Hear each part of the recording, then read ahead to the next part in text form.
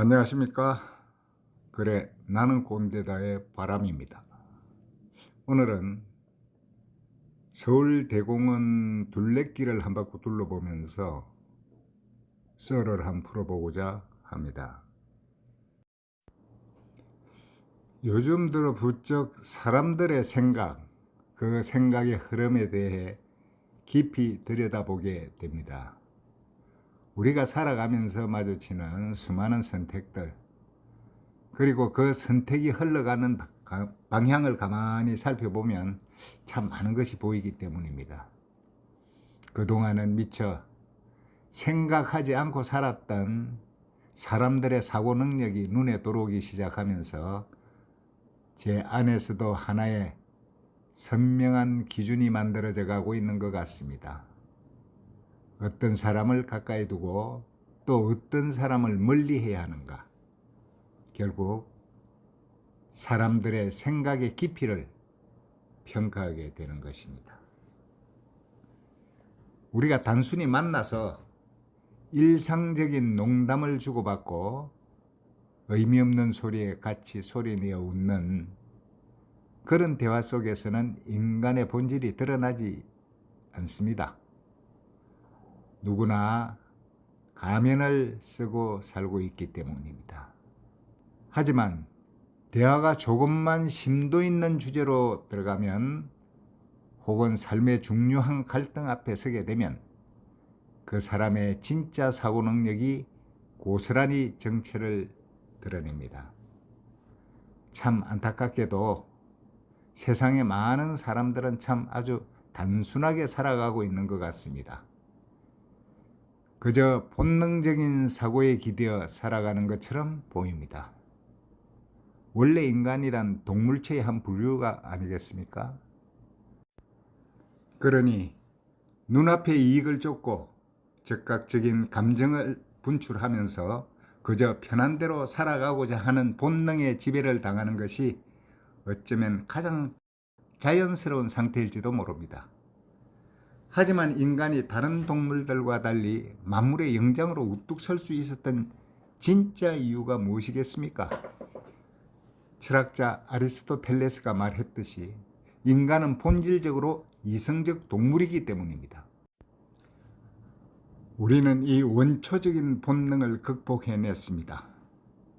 본능의 지배를 받는 1차원적인 삶에서 벗어나 감정적 사고와 이성적 사고를 장착했기 때문에 인간은 문명을 만들고 존엄을 논할 수 있었던 것입니다. 특히 본능에 기반을 둔 위태로운 감정적 사고가 아니라 차갑고 객관적인 이성적 사고가 제자리를 찾아 제대로 작동할 때 비로소 인간은 인간다워집니다. 고대 그리스인들이 그토록 예찬했던 로고스, 즉 우주의 질서이자 인간의 합리적 이성이 인간 내면에서 올바르게 작동할 때 삶은 비로소 품격을 갖추게 됩니다. 하지만 감성이라는 것은 참으로 불안합니다. 순간순간의 기분이나 호르몬, 날씨, 주변 환경에 따라 갈대처럼 수시로 흔들리지요. 기준선 자체가 출렁거리니 그 판단이 오락가락할 수밖에 없는 것입니다. 어제는 좋았던 것이 오늘은 죽도록 싫어지고 어제의 확신이 오늘의 불안으로 바뀝니다. 근대 철학의 거장 데카르트가 인간의 오류에 빠지는 가장 큰 이유는 이성이 감성에 휘둘리기 때문이라고 지적한 것도 바로 이 불안정성 때문입니다.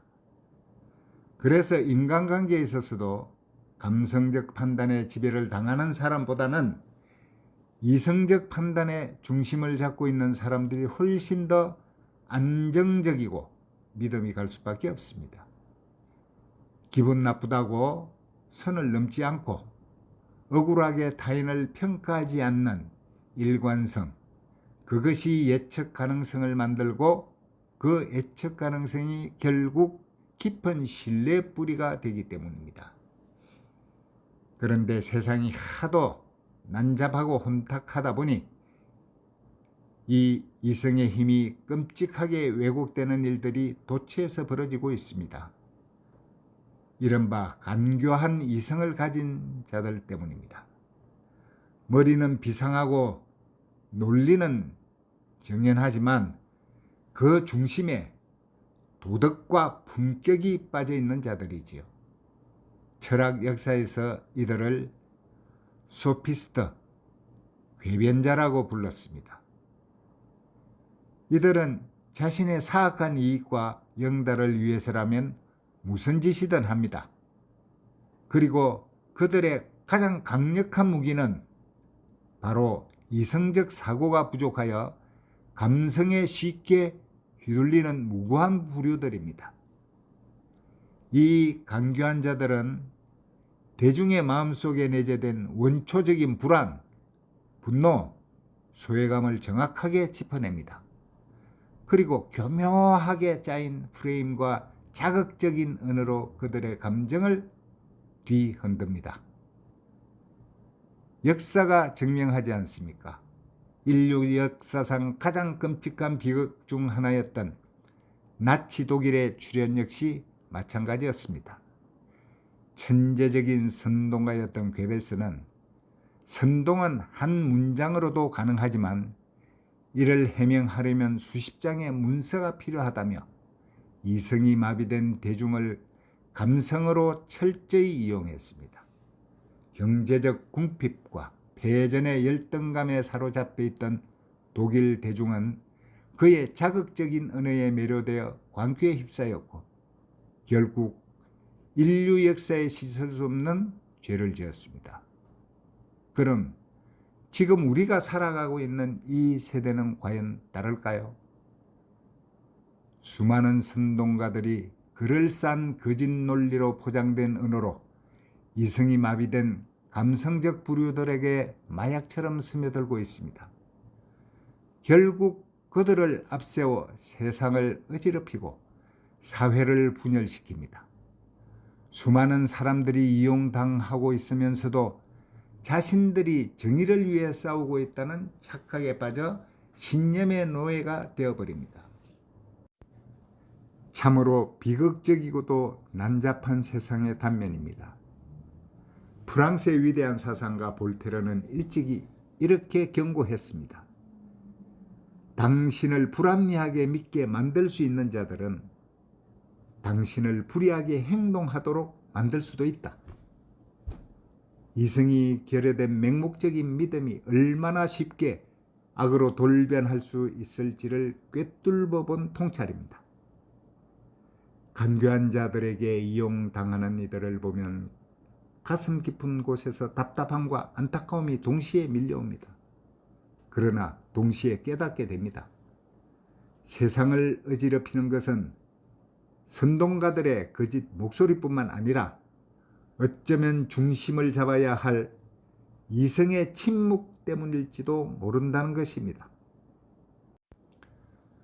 철학자 에드먼트 버크가 말했듯 악인이 승리하기 위해 필요한 유일한 조건은 선한 사람들이 아무것도 하지 않는 것이라고 했습니다. 여기서 선한 사람들이란 바로 냉철한 이성과 도덕적 분별력을 지닌 지혜로운 이들을 뜻할 것입니다. 세상이 아무리 어지럽고 선동의 소음이 가득할지라도 결국 진실은 드러나게 되어 있습니다. 간교한 이성은 화려한 말재주로 잠시 대중을 속일 수는 있어도 에브라함 링컨의 말처럼 모든 사람을 영원히 속일 수는 없는 법입니다. 시간이 흐르면 반드시 그 미천을 드러내기 마련입니다. 사람을 보는 명확한 기준이 세워진다는 것, 그리고 감성에 휘둘리지 않고 이성의 무게로 중심을 잡는다는 것, 그것은 단순히 인간관계를 정리하는 기술이 아닙니다. 내 삶의 품격을 지키고 나아가 이 어지러운 세상에서 인간의 존엄성을 수호하는 나침판을 갖는 일입니다. 주변을 둘러봅니다. 소음에 휩쓸려 오락가락하는 이들에게선 한 걸음 물러서고 확고한 이성적 판단으로 묵묵히 자신의 자리를 지키는 깊은 생각을 가진 이들의 곁에 있으리라 다짐합니다. 철학자 플라톤이 말한 정신적 유대, 즉 서로의 지성과 영혼이 긍정적인 자극을 주고받을 수 있는 이들과의 심도 있는 대화 속에서 삶의 진정한 평온과 지혜를 채워가고자 합니다. 지혜로운 자의 침묵은 강교한 자의 가장 좋은 무기가 된다고 했습니다. 그러니 저 역시 어지러운 세상 속에서 그저 냉소하며 침묵 속에서만 머무르지 않으려고 할 것입니다. 세상의 난잡함을 냉철하게 분별하되 삶을 대하는 스스로의 이성을 더욱 견고하게 가다듬을 것입니다. 간교한 이성은 결국 더 넓고 깊은 정의로운 이성과 진정한 삶의 품격 앞에서 무릎을 꿇을 것이라는 것을 믿기 때문입니다. 오늘도 흔들리는 세상 속에서 결코 흔들리지 않는 인간의 엄숙한 존엄을 생각해 봅니다. 감사합니다.